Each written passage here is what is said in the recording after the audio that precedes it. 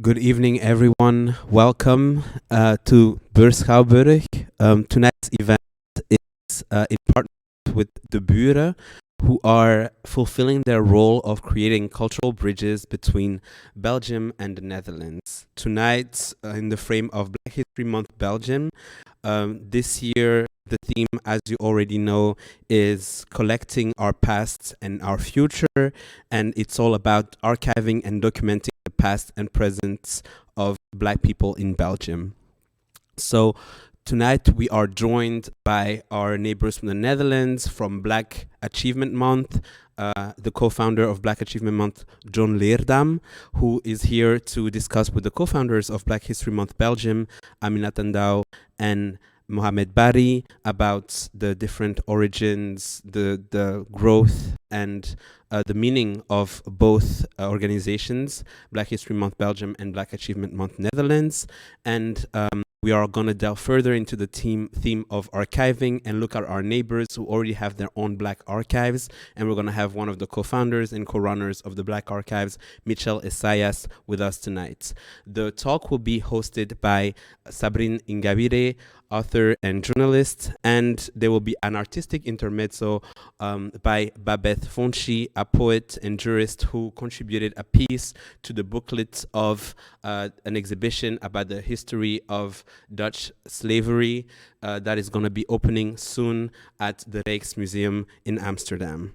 If you are further interested in the topic of archiving and Black archives, there's going to be another event in the frame of Black History Month this Saturday from 7 o'clock called Archiving While Black, the Preservation of Black Cultures. You can find everything on the website of blackhistorymonth.be and also on our social medias. So thank you for being here again tonight, and I'm going to let you enjoy a nice talk and evening.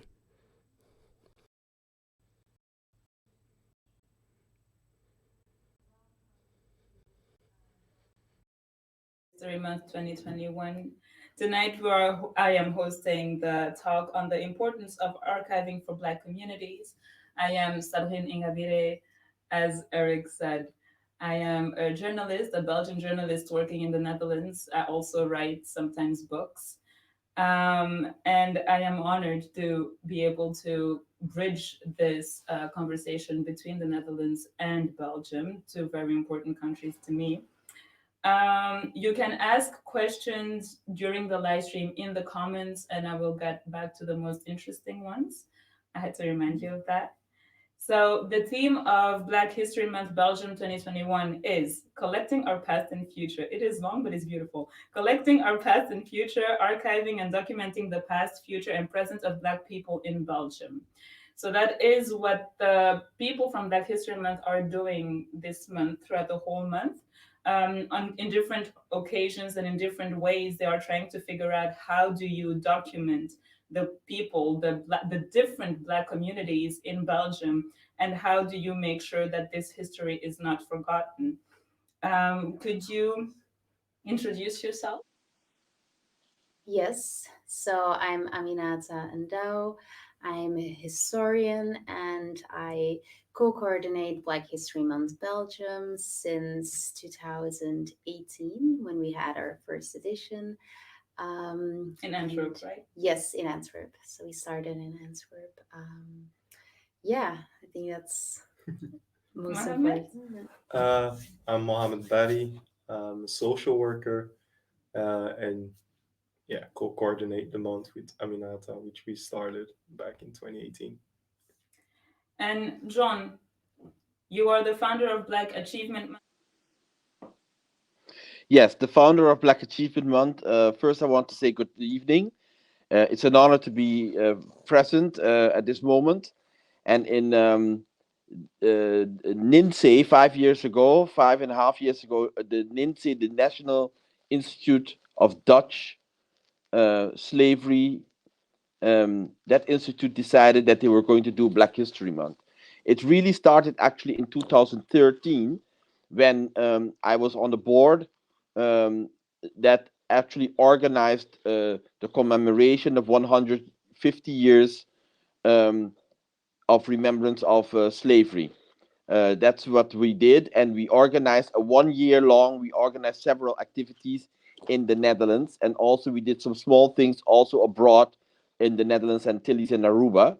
And since then, we held a survey, and the organization that did the survey, they actually came out because we wanted to know how people wanted to experience certain things, and what were the three main objectives that people found, the people in the Netherlands, the African European society in the Netherlands, how did they want to go along. And one of the three main topics that came along, next to that, they wanted a museum and they wanted more attention in education, but also in the media and in art and culture, came they spoke out that they wanted a festival, something like a Black History Month, but maybe on its own terms.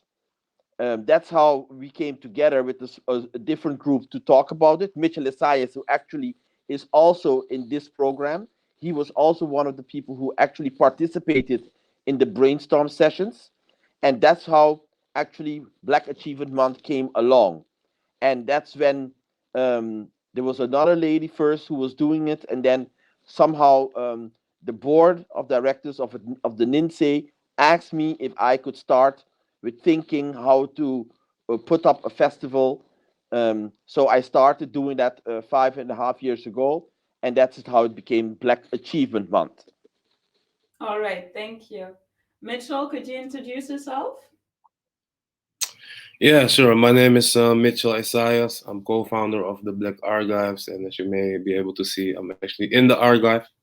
And yeah, we have a collection of more than 10,000 books, documents, artifacts around or about histories of Black people in the Netherlands, but also in the international context.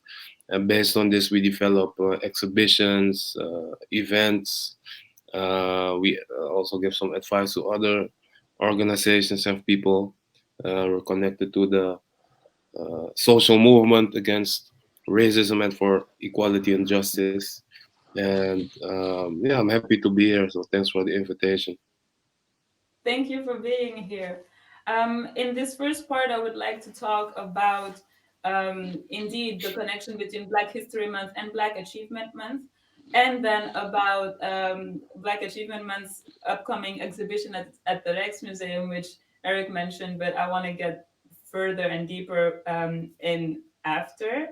Um, John, could you tell us? You already told us a little bit about how the Black Achievement Month came to be, that it Yes. was partly inspired by the US, but you decided to call it Black Achievement Month and not Black History Month. Could you explain why? Yes, because we wanted to have something that was different than the rest. From 1986 until 1987, I lived in the States. I did a specialization in Black theater and musical theater. And so I actually was working for an organization called the Frank Silvera's Writers Workshop and the Negro Ensemble Company. And those organizations actually were the key organizations in New York who organized the Black History Month, which is quite big, as a matter of fact. And they worked with all the universities in the States and all several organizations. And it was something very serious. And that's for the first time that I met it, that I actually saw how Black History Month was actually put center stage in the United States of America. That's what my experience was. I came back after in 1987 to the Netherlands, and that's when I did a play called The Meeting, de fictieve ontmoeting tussen Malcolm X and Martin Luther King. The meeting between Malcolm X and Martin Luther King. Actually, it never happened in that setting. But then in 1991, when I went back to the States to study at Columbia University, I studied film and television. That's where I then started also to see the different stages and the different interpretations of Black History Month, and how several organizations also were looking for something, for a different flavor, how to embody the Black History Month. So when I was asked in 2013, and then afterwards in 2016 by the NINSE, and also by the mayor of Amsterdam and the minister of social affairs at that time. That's when we were talking about the interpretation of Black Achievement Month. So I said, why I think the title of the name of the festival is good, because what we want to do is not to focus on everything that has to do with Black History Month. We could look for partners in the Netherlands, but also abroad of the Netherlands, in other countries like in Europe, to work with them on the Black History Month, which I think is very important. But let us focus for the change. Let us focus on Black excellence. So I said Black excellence in the arts, Black excellence in literature, Black excellence in anything. Any Black person or brown person that is doing something that is excellent, we would like to incorporate them, and working together with several organizations, white and Black, in order to make sure that our people get a stage, because we've been looking at the Caucasians long enough and they were not making any space for us, while we have a lot of people within our communities that are excellent. And I said, the third thing that I said is that we also, if there is someone who is actually um, a cook, or someone who is a seamstress, but they are the best seamstress, let's get in touch with them and also give them a stage to connect to other people. So it is something that has different levels, and we are focusing on the Black excellence. And we think it is students, there are people that are writers, there are doctors, there's people that in sports, people in science, people in the arts, all kinds of people. Uh, but we are mostly focused in the arts, because we think um, arts and culture can bring people together. And from there on, we look to all the several stages that I think are very important to enhance our communities and the Black people in Europe. Mohamed and Aminata, you did decide to go with Black History Month. First, you did it in Antwerp, and then it became a more broadly supported idea. Um, does Black excellence also have a space within Black History Month as you think of it? Um, yes. Well, I think we did not approach it necessarily from that standpoint.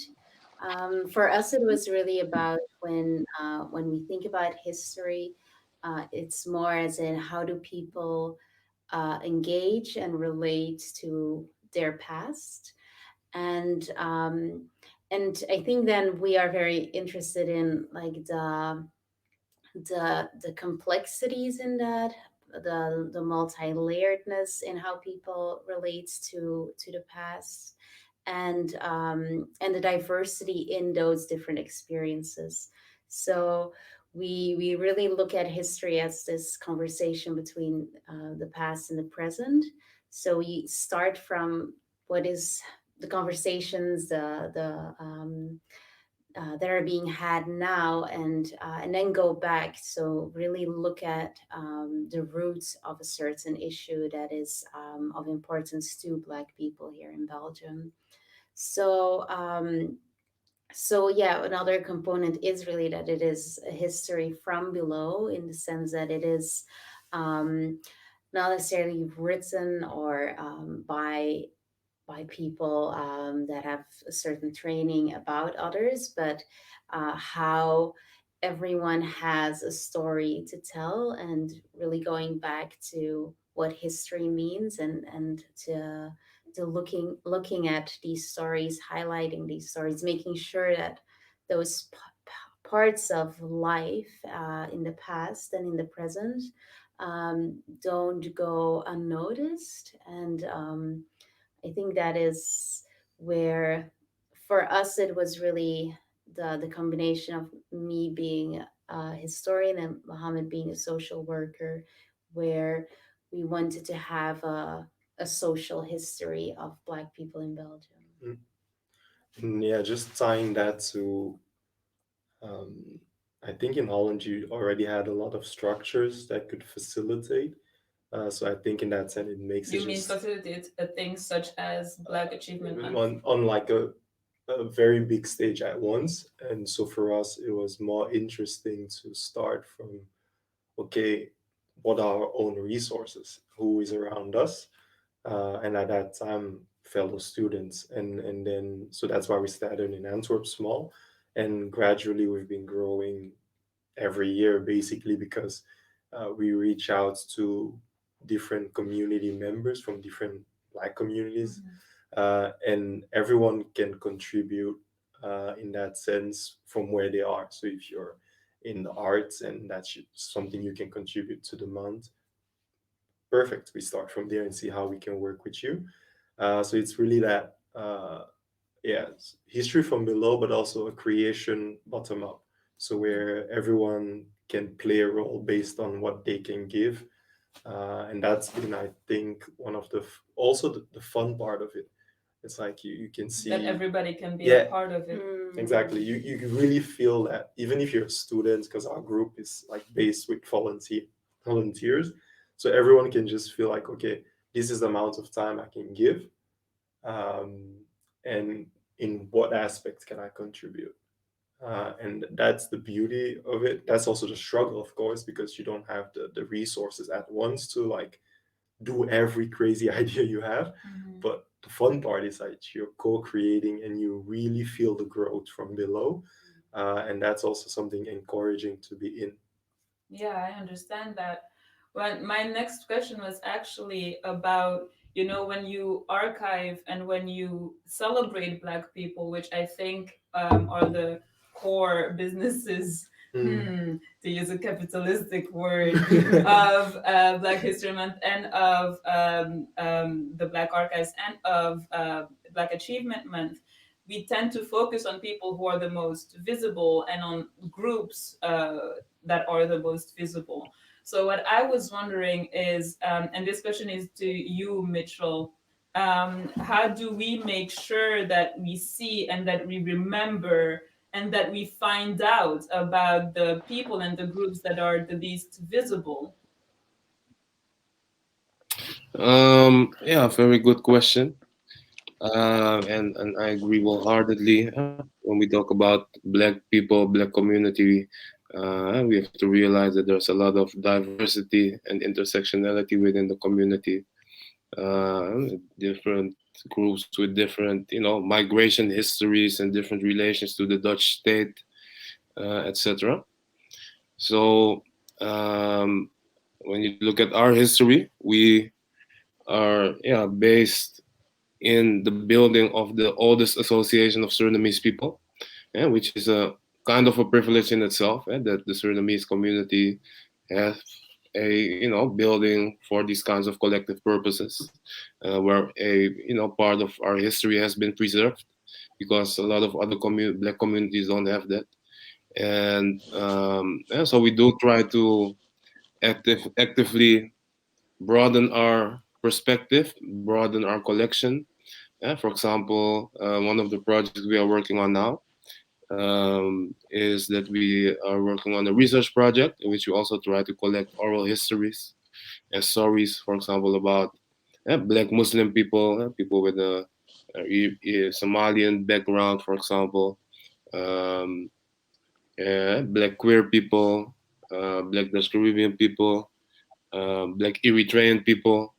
So there are all these different communities, and we have our similarities, but also different histories. So it's important to acknowledge that. And yeah, as I said, we try to do that by broadening our collection, but also in our public programming.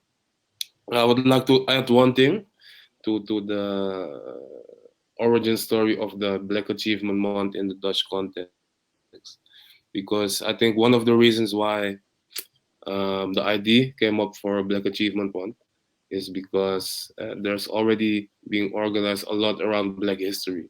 And so there was not like a real formal Black History Month like in the US. However, in June, there are loads of activities around Black history. in relation to the commemoration of the abolition of slavery, which is celebrated or commemorated on July 1st. So a lot of people from the community have called that Black History Month or Kitty Kotti Month, as we call it. And that has been being organized since the 1950s, and I have some proof to show it. This is a pamphlet from 1951, showing that Surinamese people were already organizing things around this history. So that I think is also an important aspect of this Black Achievement Month. Yeah. No, it definitely is. What I wonder. Oh, were you done, Mitchell? Yes, I wanted to add something to that. I wanted to add something to what Mitchell said. He's totally right. Indeed, and the month of October. Why did we come? How did it happen that it became the month October? Because I did a little research, and then we noticed that a lot of festivals are in the around the months May, June, July, and some in August. And in September, because of the season, it's not a good festival month. So then I said we should go and sit in the month of October, because that is before actually you have Thanksgiving and then Christmas. So that is how the whole month of October came about.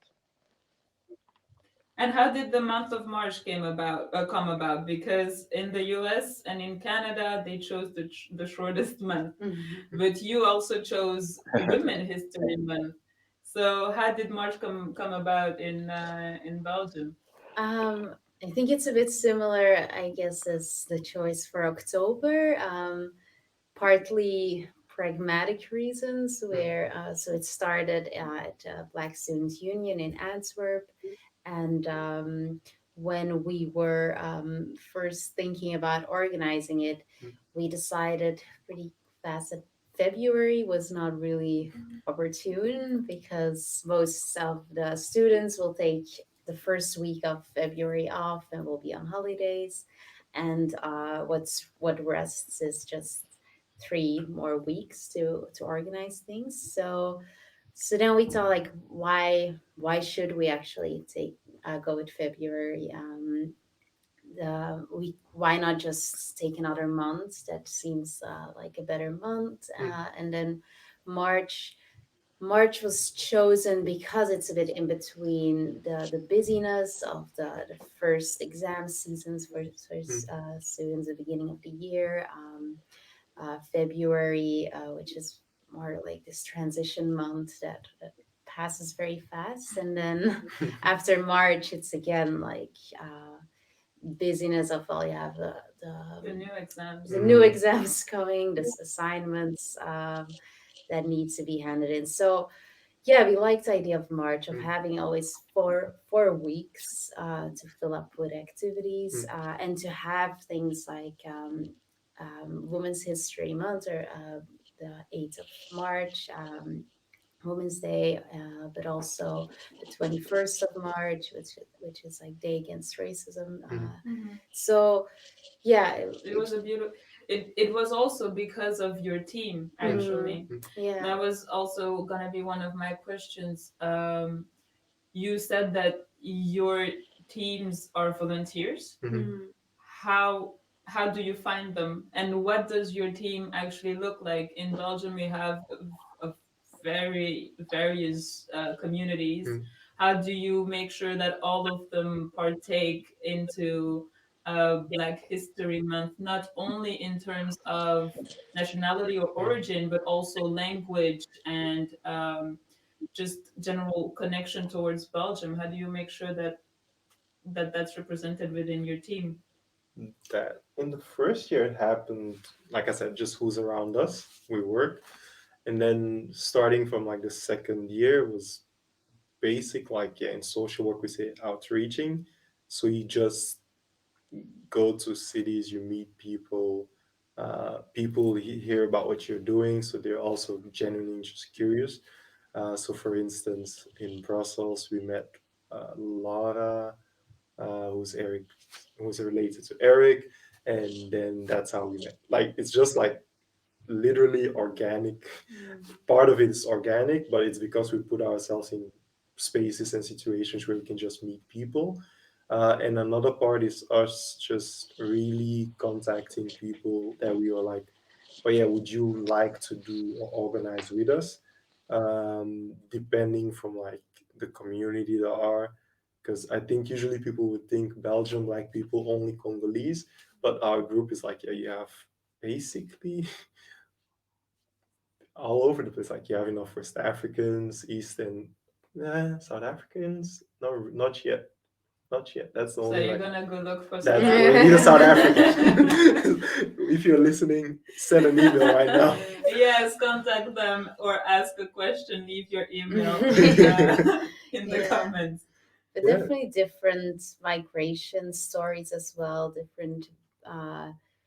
I think that's a nice thing to have people from all over the continent or diaspora, that the way they experience their relation to being a Black person in Belgium is very different based on where they where their roots are, but also different religions, other just a lot of different identities that intersect with their Black identity, and that makes for interesting ideas that Definitely. that are then programmed. I think especially this year, which is like I think the first year where we really have very solid teams in different cities, and just looking at the program, it's really a reflection of Of the all teams. those people that are working to make Black History Month happen. John, how do you do that with Black Achievement Month? Because are you based in Amsterdam? Yes, we're based in Amsterdam. I'm the artistic director of the team, and then we have a team of programmers.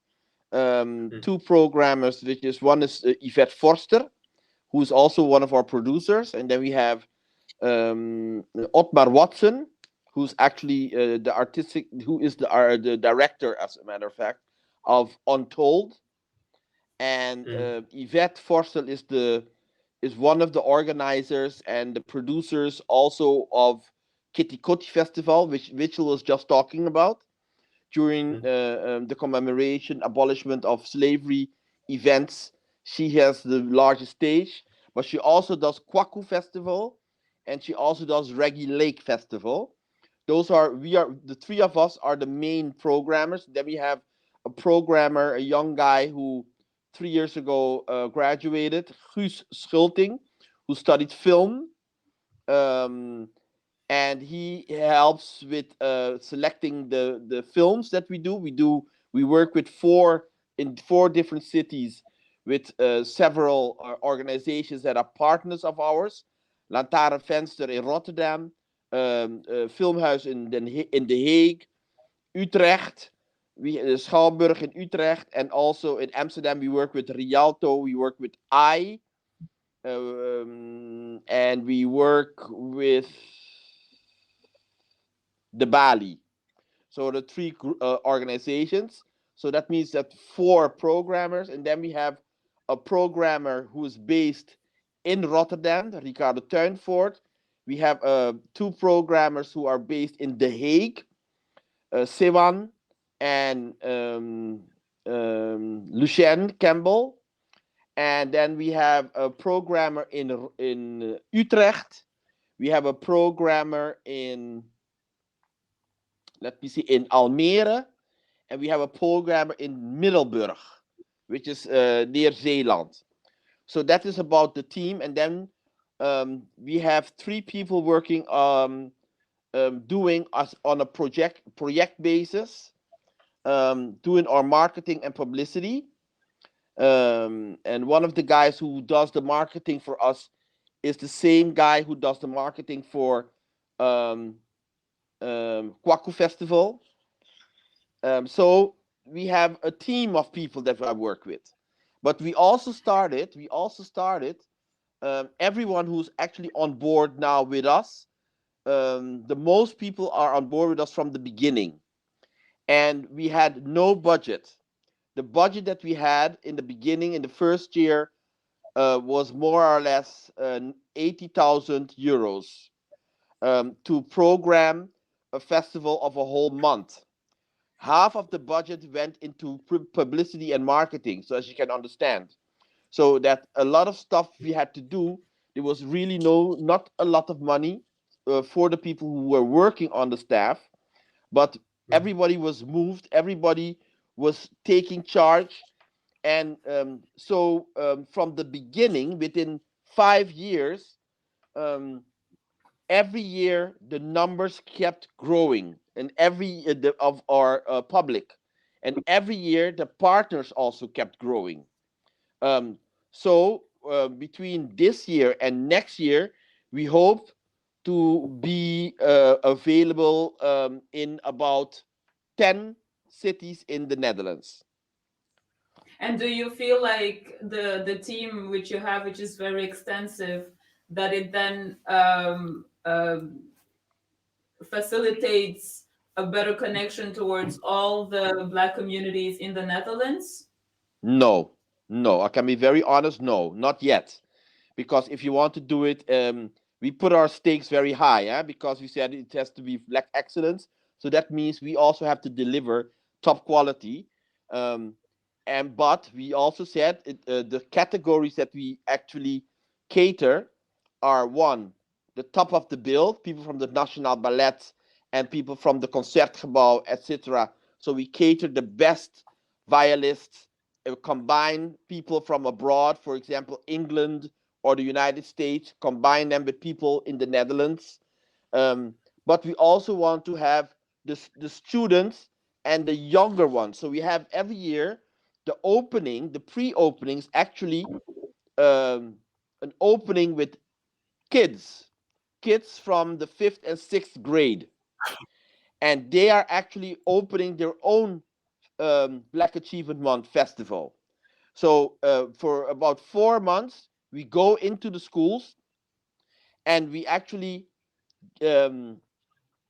teach them and give classes or workshops about people who actually are Black achievers.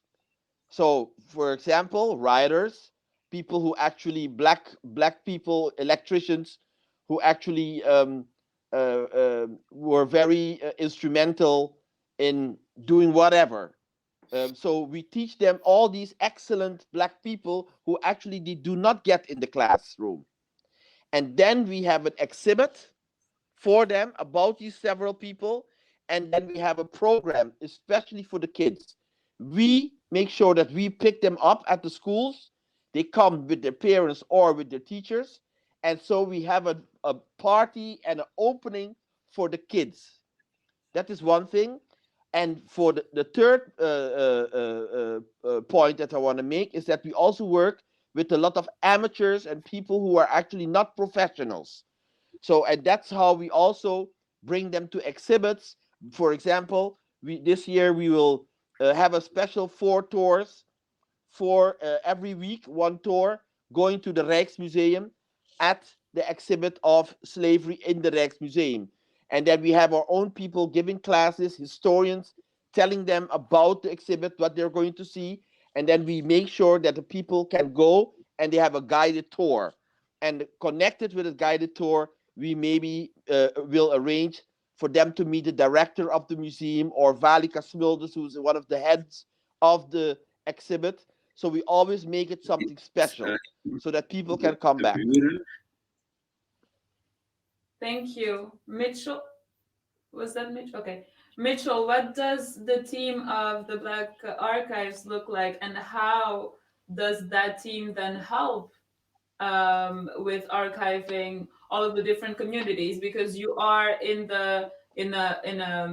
you are, so you, because of the Surinamese context in the Netherlands, you can be in that building. You have, I assume, a lot of books about Surinamese people, which is very important. How do you make sure that you also have the less visible communities? Does your team, the representation within your team, does it help with that? Yeah, first of all, I think it's good to say how we developed. Yeah, we started as a student organization, maybe a bit like uh, Aminata, and in Belgium.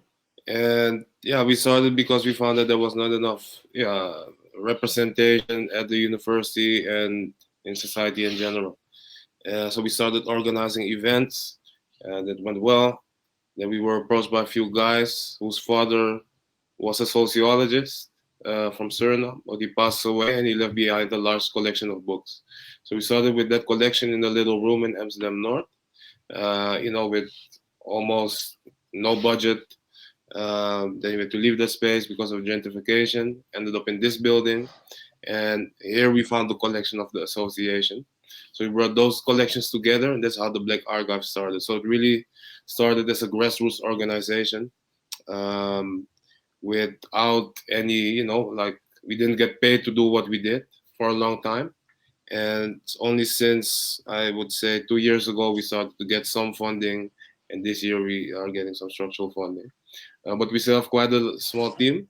It's myself, my partner Jessica, who's here, Camille, so Afro American, and since last year we've been able to hire a few part-time freelancers to do some PR, some production, some archiving, and in that we do try to broaden up the team with people with different backgrounds and different identities, because we think you bring your background with you, and through your background or your identity you can also look at the collection in a different way. So for example, we're working on developing a Black queer archives. We have a collection, or in our plan, so the coming 2-3 years, we want to develop a project and an exhibition about the broader African diaspora in the Netherlands and how those different histories intersect. I do have to say that the collection that we have is already quite international, so it's not just focused on Suriname, because it's part of a history of Black emancipation movements who saw themselves as part of an international Pan-African movement and anti-colonial movement. So maybe some things, for example, here, travels in the Congo from André Guide. This one I actually bought in Belgium in a little antiquariat about Lumumba. So yeah, our team is diversifying and the collection as well. How do you, still to you, Mitchell, how do you decide which language to operate in? Because you have books in many different languages, you organize events in many different languages. The Netherlands is Dutch speaking. How do you navigate yourself through which language to use for which events? Oh yeah, it's not as complex as Belgium, I think.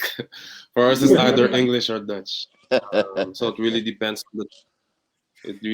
on the topic and the guest. The standard is Dutch, because we also think one of our missions is to make this knowledge and information accessible to a broad group of people, young people, youngsters, and often their main primary language is Dutch. And to make it available for them and accessible, you have to do things in Dutch and also not too academic and not too theoretical. But sometimes we do have things in English or on a more academical level. So it depends on the context and what you want to do and who you want to reach. No, because I thought it was interesting when we were talking about this event in the language that it was going to be in, and we decided. Well, I was told that it was going to be in English, and of course, we can all speak English, which to me is already pretty interesting because none of us comes from an English-speaking country or like lives in an English-speaking country.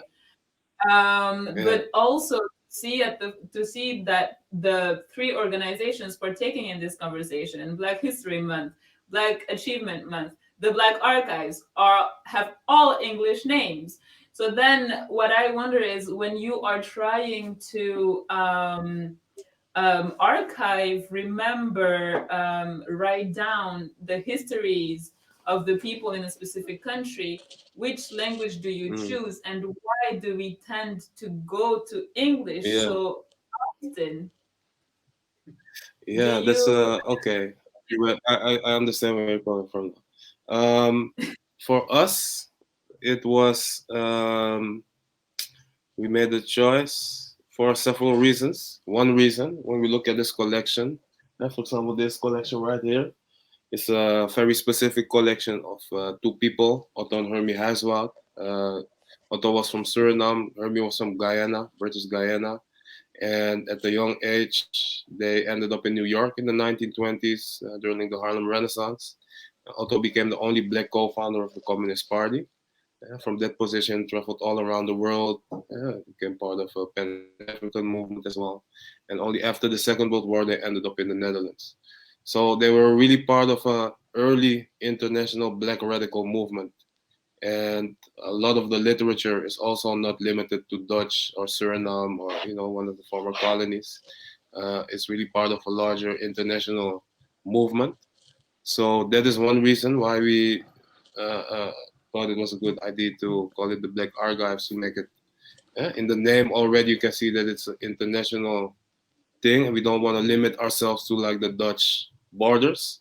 And the second thing is then the in my opinion, the language in Dutch to talk about issues of race, blackness, etc., is very limited.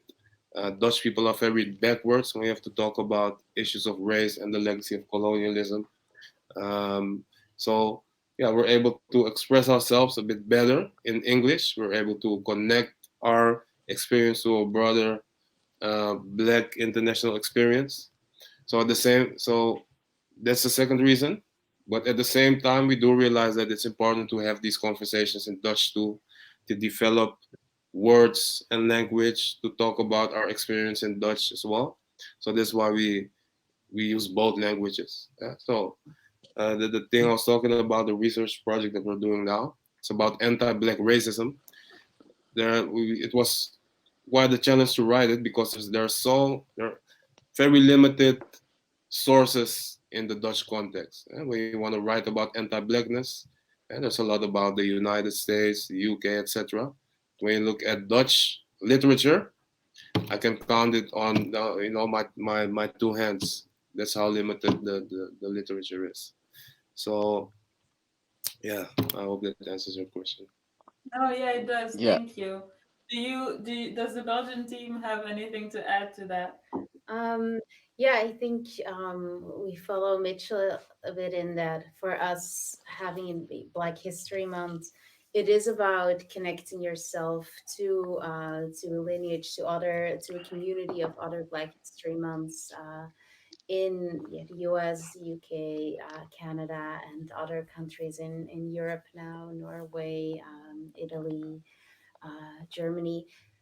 So that is why, yeah, keeping with Black History Month, but also, of course, the fact that in Belgium it is a bit more complex because you have French and Dutch, and And technically Technically German. and German. technically German, yeah. So I get for us it doesn't really when we have events, some will be in English, some will be in Dutch, some will be in French.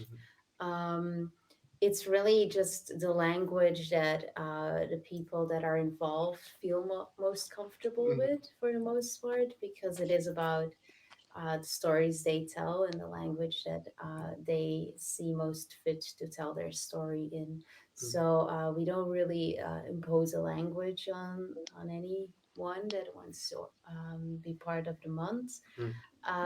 For some events, we also make the choice maybe strategically or thinking about, oh, it's better to do it in English because the reach will be there will be Yeah, more more reach. people Yeah, can follow the conversation. yeah.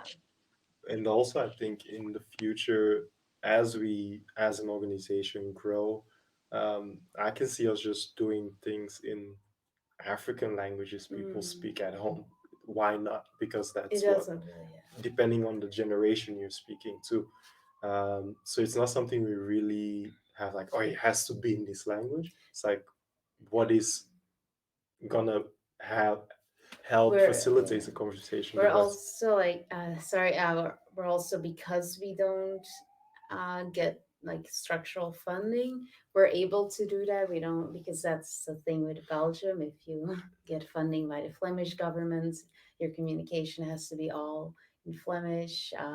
So there are a lot of those things, restrictions that we don't have. We are fortunate not to have to deal with. We do have freedom to choose. But when it comes down to archiving, which is something that we are clearly thinking about throughout the whole month, are you then going to have something similar to what Mitchell has, namely a library with thousands of books in all different kind of languages? Is that something that you guys would see? Yeah, but I think, especially what you have in the Black Archives, this amazing collection of books is something that would be great to have. But we also like to look at libraries in a broader sense. So it doesn't have to be necessarily a book. It can also just be people that oral histories, so recordings. But we like to see like the way the past and it is remembered, not only by what's written about it, but also yeah, through song, through certain performances, through certain practices, and to record that. So just to have recording of the clothes people wore, the food people ate, the stories people are telling, things that were happening. So it's very much about the everyday experience, both the mundane of it, the mundane experiences people have, as the extraordinary events that happen and have an impact on Black people. So yeah, we try to avoid limiting ourselves, I guess, in every sense. Yeah. Yeah. That's yeah. Speaking of which, you mentioned the oral tradition, and we have an intermezzo which comes a little bit too late because the intermezzo is supposed to be at the half of the time, and we're a bit over that. But so John was telling us that there is a new exhibition at the Rijksmuseum called Slavernij, if I'm not mistaken, which was supposed to open up at the beginning of 2021, but the museums aren't open in Amsterdam, so the exhibition isn't open in Amsterdam. Yeah. However, our guest Babeth Fonchie wrote a performance that she wrote a piece that she contributed to for the Rijksmuseum, that she is, hopefully I can see her, but she is here, that she will perform for us. Hello. Could you introduce yourself, introduce your piece, and then make us listen to it, please? Thank you for having me.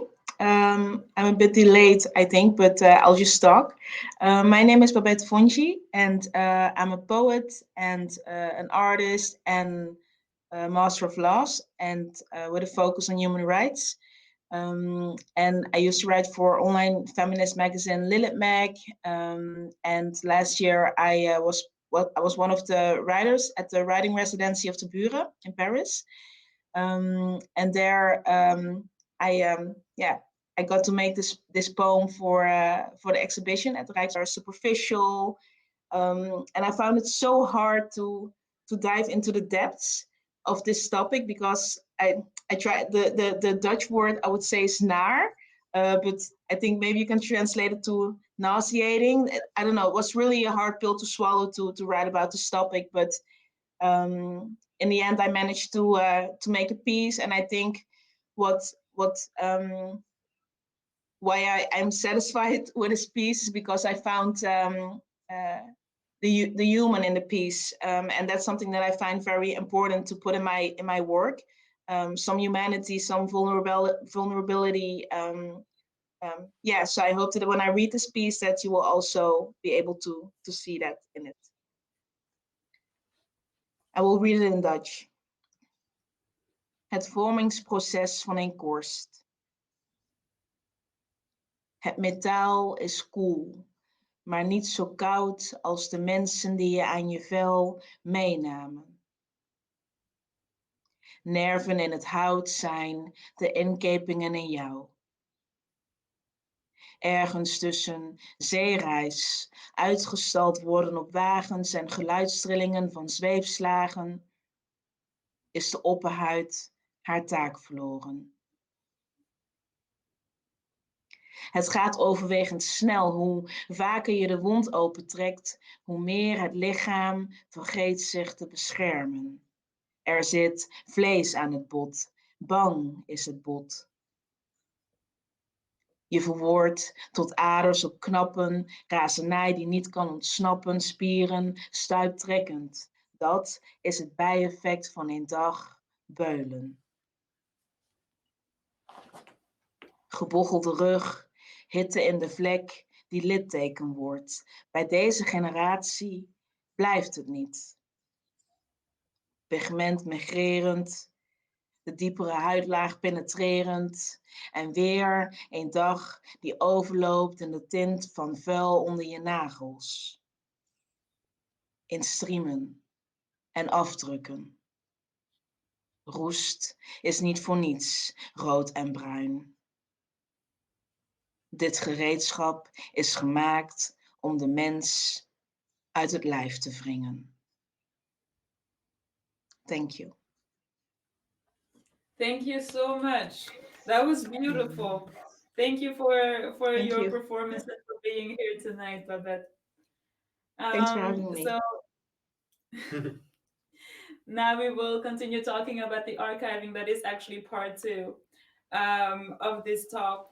So as you know, obviously the the theme of this year for Black History Month Belgium is archiving.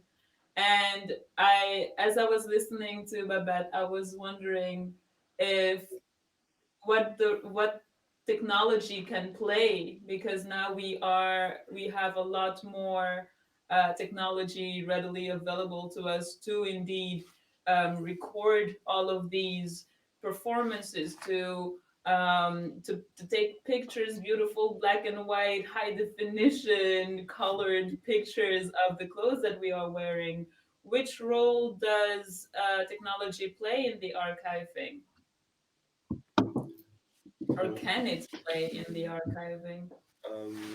I think because we're at a stage where it's an idea we want to bring to life, but we're fortunate enough to visit other archives that have inspired us.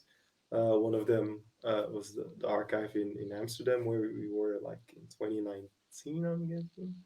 It's a while ago. Wow. But also just watching how did we lose so much of our stories. So and by that I mean what have we lost? Because I remember sometimes we'd have conversations with older people and they would tell me this. You remember in this street in Antwerp, you used to have a lot of African stores. You'd be like, huh? What? Wait, what? Really? And they're like, yeah. And then you come to think about it. Where did they go? Where are those people? Because nothing in that street remembers me of the presence of Black people. So the whole idea of technology helping us is one thing, but I think the greatest technology we still have are people and their stories. So I think we would use technology as a means and not as the only way, because at the end, an archive is something that it's brought to life by human experience. So is it audio? Is it visual? Is it buildings? Because I think sometimes we do forget there are certain buildings in certain streets that just are an archive in themselves. Just walking down certain streets in Antwerp or Brussels, you do feel like there's this history in itself that you're experiencing. So technology can help us build a bridge to an international audience, an international Black community. You can like bring in what they have and the expertise they have and share those stories. But in the end, I think the most important part of the archive is still going to be us as humans and how we are able to facilitate the process of archiving. But I think also because it's true, like we always try to look at it very much older generations and then also the younger generation. And then when we look at the younger generation, you see that technology plays such a big part in their lives. And I think it can help for them to really see what it means to archive and how they're already doing it in a way, how the collection of photos they have, the messages they keep, all of that is this personal archive that they're building through technology. And then it's really about finding a way to connect that experience of archiving, which is very much connected to technology and not so much something that has to be preserved through memory or through um, paper or things, but is all in this technological device, and how to connect that back to people who don't connect archiving to that, but who do see it as something that um, needs to be felt. And so it is definitely very important. And I think going forward, it is finding a way to bridge the two, and to not lose what has come before, and to grasp what is coming now. Yeah. And maybe a very short example. It's like one of the projects we have now in Antwerp with like 4 girls. They were actually asked to go and look into family archive and create something artistic out of that.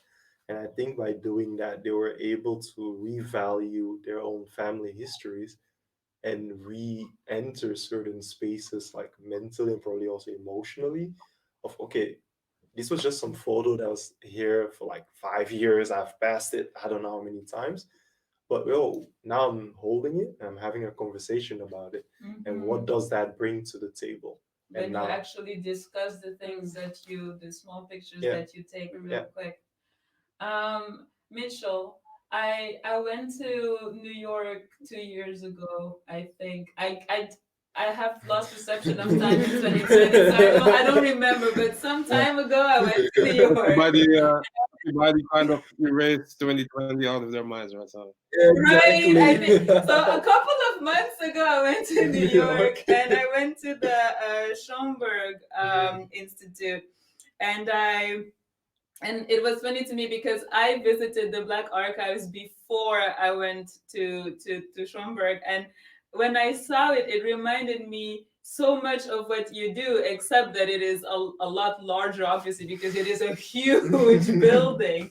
But I know that when I first came to the Black Archives in Amsterdam, there was an exhibition with pictures and everything. And the second time I came, the pictures were all gone and it was only books. And the third time it was an event. And at the time, I could not grasp what it was that you were doing. When I went to Schomburg, suddenly I saw, oh, that is what they're doing. They just have a smaller space.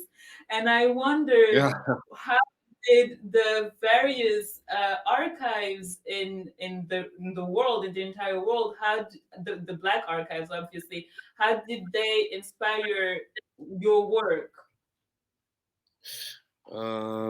Good question. I think it adds to the last question we discussed about language. We also see ourselves as let's put it like this. We were inspired especially by the Black Cultural Archives in London, Brixton, and the Schomburg Center in New York. So we visited those a few times, been in touch with them as well. And it reflects, the work that we do. I think the way that they were set up are quite similar to ours as well. It started really from a need from the Black community to learn about our own histories and culture, to see ourselves reflected in the books, in the literature. So we started as autonomous and grassroots initiatives, and because they have been around for longer, it's much more institutionalized, more developed. But yeah, there are still interesting examples for us to which we aspire. And yeah, so hopefully in the future, we can have a building like that as well, or the current building that hopefully we can develop it more, a bit like that. And I also wanted to add a little bit about the last question about technologies and archiving. Um, Yes. I think that traditional, there's a very traditional Eurocentric view on archiving. When you look at traditional archives, national archives, they're also very, white. You don't find much to anything about Black people or people of African descent, or it's from a very colonial point of view. So the fact that a thing such as a Black archive exists already is like a challenge to the dominant narrative, the dominant Eurocentric narrative. And yeah, new technologies also allow us to look at knowledge and information in a broader way. Because usually they look at knowledge like, okay, you have books, you have the sources, and based on the primary source, you develop a narrative. But yeah, new technologies, for example, here, and we have a lockdown, so we can't organize events. And so we just recently set up our own podcast studio, and we develop our own podcast through which we can collect oral histories, which is a very important tradition in African cultures. And yeah, that's also a form of archiving. So we also try to look at archiving in a broader way, not just books and documents, but art, culture, spirituality, oral histories, etc., etc. That reminds me of that exhibition that is taking place in the Rijksmuseum. John, could you tell us more about it? Because obviously, museums have been the OG place for archiving throughout the ages. It is called Slavernij, am I right? Yes, Which yes, translates it's called to slavery, and you, slavery. yes, and you were It's organizing called it. Het is slavernij in de Rijksmuseum. That's what it's called, Okay. really. The slavery in the Rijksmuseum. Three things I want to say about that. First, let me start with the whole issue that you touched about technology, which is very important. I remember the first time, which was in 1985, when I visited the States and preparing for my specialization in Black theater. Someone noted that there were two things that I had to visit, which was the Liberation Bookstore at 127th and Lenox Avenue in New York, in Harlem, not so far from Sylvia's, which is a very important place where you can have soul food. And as someone who loves to eat and have nice food, this is very important. And the third place was actually the Schomburg, the African American history, um, the Schomburg, and their whole institute that they have, which I was totally impressed of everything that they had there, because for my specialization I had to write papers, I needed documentations, I needed to know the history. One of the things that I wanted to, which I was very interested in, is the play A Raisin in the Sun by Lorraine Hansberry, and the several versions that have been that were done in the United States and in New York and other cities. But one thing what I must say about last year, I think Mitchell touched that a bit also, through the COVID-19, what we saw, um, first we panicked and we realized that a lot of things in the theaters couldn't go on. They were canceled and we had to cancel certain things. But then came this whole thing about live streaming, which was already something that has been developed, but was not being used that much. And through that, last year in 2020, when Black Achievement Month was actually 5 years, I'll just give you an example. Because we did a couple of shows which were live streamed only 30 people were allowed in the space. And for one of the events that we organized together with Yvette, in total more than 8,000 people saw the event on the first evening, which was the closing of the Black Achievement Month and the award ceremony. Normally, we have the event in Amsterdam in De La Mar Theater, which is a very good partner of ours. And they're about 350, no, I'm sorry, I have 650 people who are there. And then AT5, which is a local television station, they film it and then they send only parts of the evening. In about a couple of minutes, they actually show it the next day, and within a week or so, they show it every time on TV. But now, the first evening, we right away, because of the live streaming, we had 8,000 people. So I see it also as something positive that has been developed. For example, if I look at us tonight, this maybe would not have happened in this way if we didn't have to cope with the whole issue of Corona. We've seen now we have been enhanced. The enhancement of technology is such that now I'm sitting in Amsterdam Zuidoost. Mitchell is sitting somewhere in other place in Amsterdam. I think in Amsterdam Oost, if I'm not Zeeburg. You guys are sitting in Brussels, East. and it is interesting to East, see yeah. how it all, East, how it all comes along. So that is something that I must say that I think if we keep this in tune, I think it's very interesting to see what the developments are going to be. Then is another thing I wanted to touch. You also spoke about the language, why the title of the Black Achievement Month is in English. As a matter of fact, it was a whole process. First of all, English is universal, and we wanted to make the connection with other countries because we thought it would be interesting to see what the name and the framing of this event, how it was going to be, not only nationally but also internationally. And we wanted to work with several international organizations. But the main issue was that when we were trying to find a name for the event, there were discussion evenings with people from the Netherlands Antilles, for the islands of St. Martin, Statia, and Saba, and also from Curacao, Aruba, and Bonaire. And the ABC Islands, they said they wanted somehow that Papiamento was involved. And then the English-speaking islands said we wanted to be in English because that is our native language. And then the Dutch session said, why not normally in Dutch? And that's how we found a consensus in choosing for the title also to maintain the English title of the event. So I think sometimes people forget that the kingdom consists of more than just Holland. And as you see, in the larger cities in the Netherlands, a lot of people from African descent also live in the larger cities. And the way they communicate mostly is, in general, is in English. So I think it's very important to also mention that as one of the extra things that I think are, so that you understand where we're coming from, as a matter of fact. Thank you. Could you You're now welcome. tell us about the museum and the Slavernij Yes. exhibition? The Slavernij exhibit is something that we've been working on for a couple of years.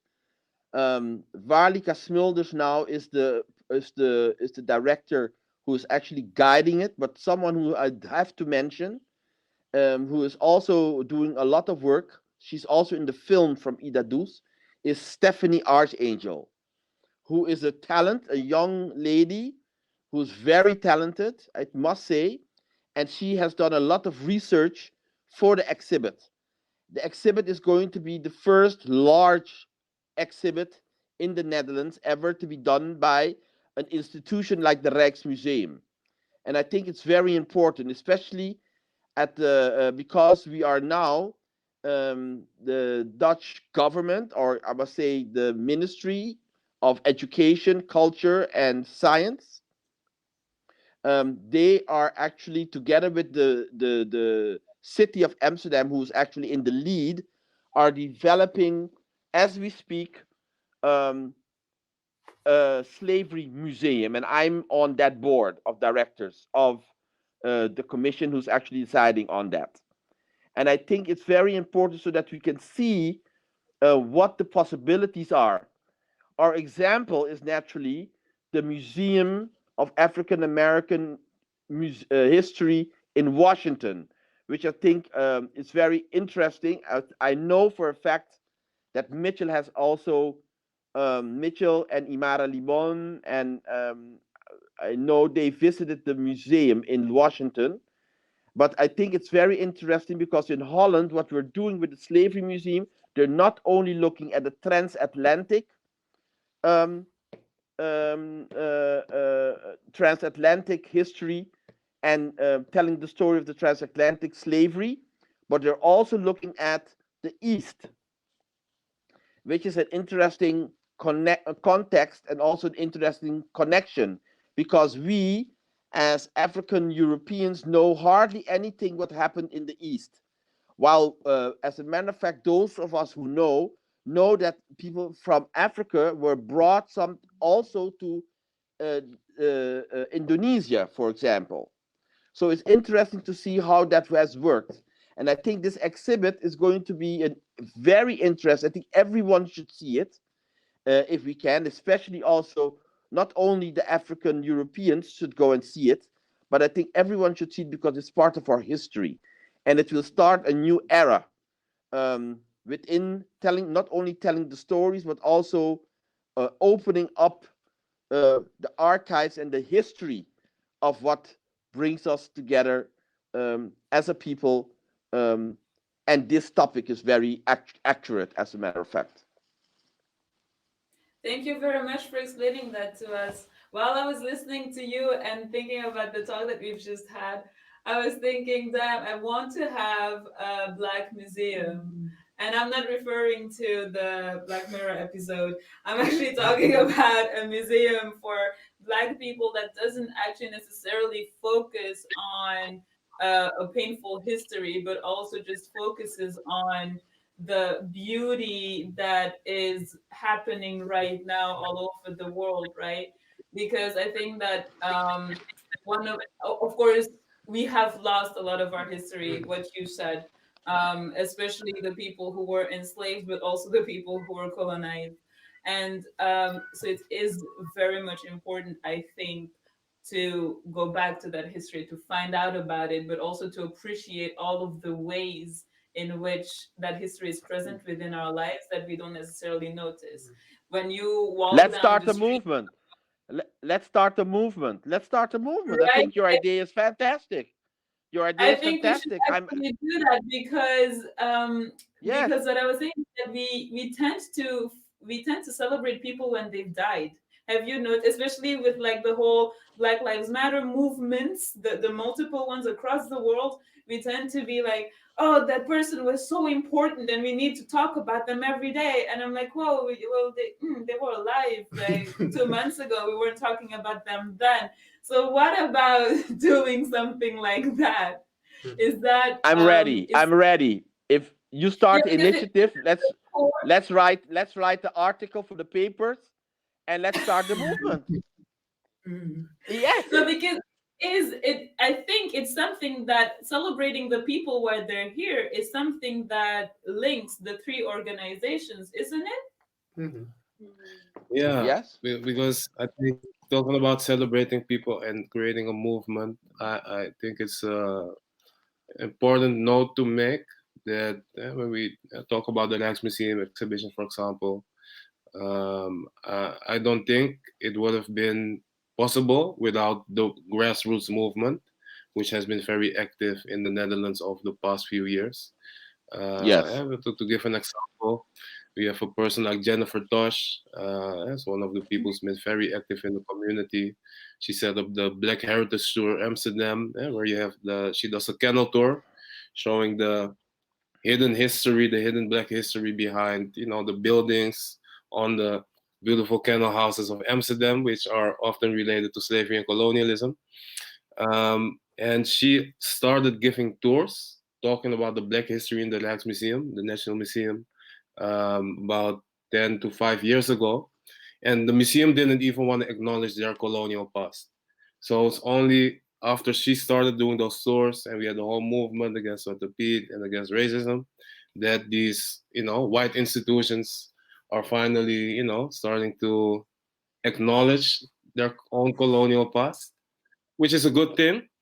But I do think it's important to celebrate, the people from the community who created the space, and indeed not just focus on histories of oppression, but also, beauty and our creativity and resistance. Yes, because you also have someone like Simone Zeefuik who started the whole decolonize the museums movement in the Absolutely. Netherlands. Right. Yeah. But then Yeah. also what is interesting to me is that, of course it is amazing that the that exhibition is taking place in the Rijksmuseum. And it is great that we are having this talk here in Buurschouwburg, but a lot of the places that we inhabit or in which our conversations are taking place are also places that have been built by colonial or slavery money, Yeah. so I wonder how you guys feel about this, knowing that so many of the talks about history also relate to such a painful history, even when they're positive talks. Mm, Uh, Let's do Black History Month, and then Mitchell, you can go, and then maybe yeah, it yeah, would be yeah. nice to talk with John because he has the exhibition in the Rijksmuseum. yeah. Um, that's a good question, and it's something important to think about. I think when it comes to we are very critical about what partnerships we make with institutions, and I think the way you put it, when it is an institution where there is a history of, or there has been past experiences that are um, painful, or in ways very negative. um, we do we do think it's important then, if we do something in those spaces, that that it is yeah, in a way, remembering that painful or negative past, but turning it into something, in a new memory, in a way that can then be put next to that old memory, where we do feel that spaces that we see as oppressive can also be spaces that we appropriate and turn into something, where we do feel empowered by our own actions and our own possibilities and our own um, accomplishments. So I think, especially having to navigate in a country where there are a lot of remnants of colonialism, of slavery. So how do you live in spaces like that, and how can you confront yourself with those memories, while also seeing it as opportunities to create something beautiful out of it, to make sure that, because without that, it's hard to move on. I think you need to be able to have some beauty in the misery of it all. So yeah. I think it's also about, and that's maybe something in Belgium where we're not at a stage yet. The stage has not been set in a way where you can engage in spaces created by Black people. So what you then get is like, you in one hand, yeah, you kind of try and look at institutions and be like, I don't feel I'm it. not feeling I'm it. not feeling it. Because of what's been happening in the past and other Black people, what they've went through with certain institutions. And for us, it's like some of those institutions, we don't work with them because we're like, nah, aligning ourselves with you is like stepping on the people we try to uplift in the same sense. So that's been something we're pretty set on. Like, there are institutions we don't work with, not because we don't think there's something they can offer us or whatever. It's just because from a Out of principle, principle. like, nah, no, thank you. With all the Definitely respect, have blacklists. yeah, we do You have, have a blacklist. well, a Black white list. History Month has a White white list. list. No, it is this thing where it's also because of, like we said, like when we started as youngs, like just pretty much kids and working with certain institutions, you experience things and you're like, yo, this is not normal. And then you move on from that and you never look back, not because you don't, it's just because why would I ever go back to a space like that? It just needs to be respect, and if Yeah. that's not there, then we're also not Then- going to like engage further with those people, because And that's been the thing. And then to really shortly put it, and I think, so at the end of it, I think if we can find ways in Belgium to really create those spaces, then I think it makes it an even playing field to work with other institutions, regardless of what they've done in the past or not done, because you're not talking from us individuals with a collective or whatever, but you're talking from two institutions collaborating, and then now we work as partners. If the partnership doesn't work, okay, bye. Right. Because you don't need, as an institution, you don't need other institutions to do your own work, but it's definitely cool to work together. But because we're not on that stage yet in Belgium, I think a lot of Black and brown people in this case, because of the context of Belgium, find themselves in a lot of spaces where if you would have the choice, you would probably not be there. But you're like, okay, let's see, who are the people we will at least work with? And we've been fortunate in that we've had great experiences next to the bad ones, obviously, but they have had relationships grow. Like, for instance, with the FOMU in Antwerp, that's like one of the places where we've really had. It's 2028, by the Oh, way. my bad. Yeah. So no, it's just like, to wrap it up, that's like, for instance, an example of a relationship you have for like the past 4 years, and it really organically grew because of the mutual interest and And the the trust. sincerity. Exactly. You build that. And Mitchell, we are finishing up, but about this question, or just in general, as someone who actually also started out, in the streets, and you used to call yourself the new urban cafe, right? And now you Yeah. grew into the Black Archives. What kind of lessons can you give Belgium as they're trying to make their own archives?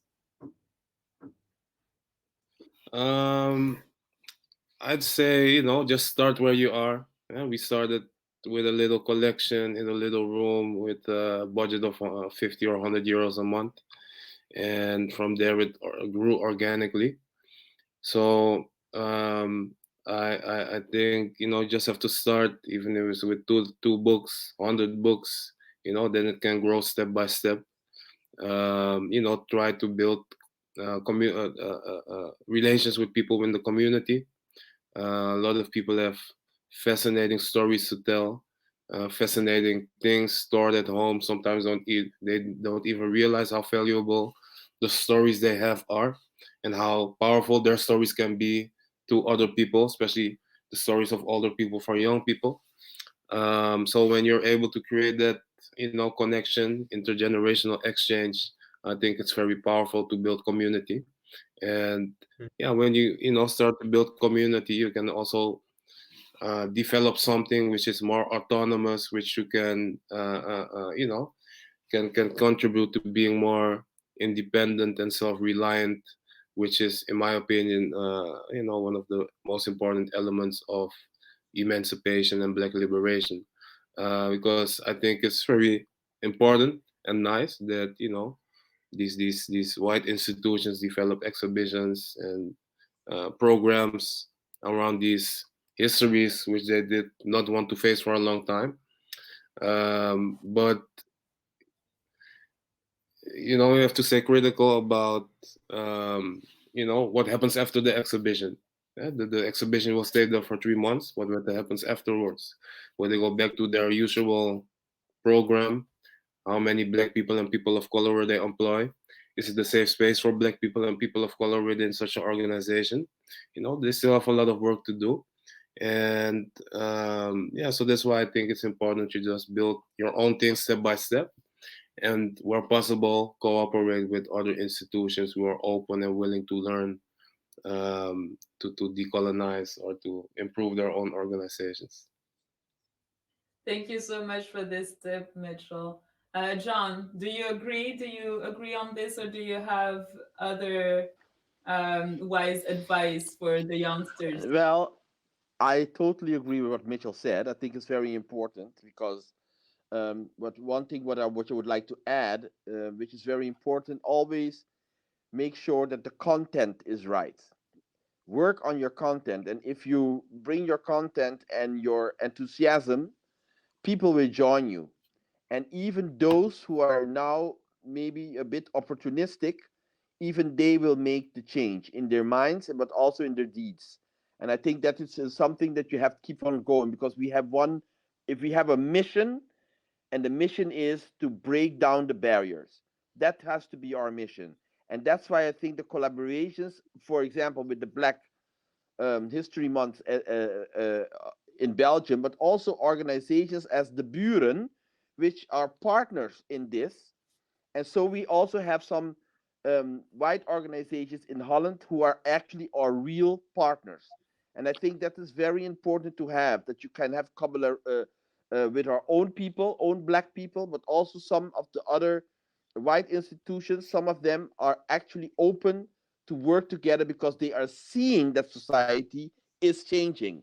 And if they do not change with it together, if we don't do this together, they will be left out also. So I think it's now our time.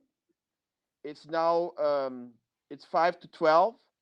I think the chances and the developments are there.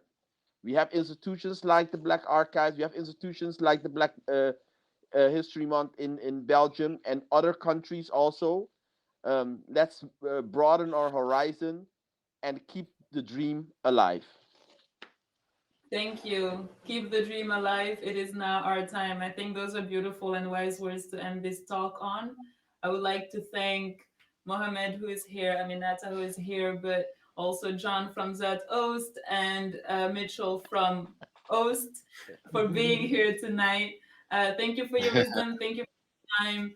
And thank you for making us laugh. And let's build that Black Museum, yes? Goodbye, and thank you to the Thanks for audience. having us. Bye. Bye One bye. love. Yeah. One love. See you Bye. soon, Mitchell.